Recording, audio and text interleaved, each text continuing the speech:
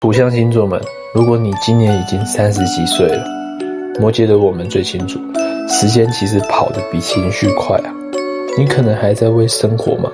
为家人扛，为工作累得没时间喘口气，但回头看，能再看几次日出啊，能陪父母吃几次年夜饭，能和朋友聚的周末，其实也没剩多少。摩羯不是煽情，只是比谁都懂珍惜这2个字。因为人生真的没有补票口，抱怨会让时间更快过去，但温柔看世界会让余生慢一点。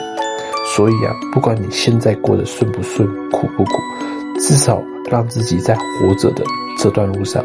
有笑有值得被自己记住。也想听听你30岁以后你最想守住的是什么，在留言说说吧，我会一个一个去看，也欢迎追踪聊聊啊。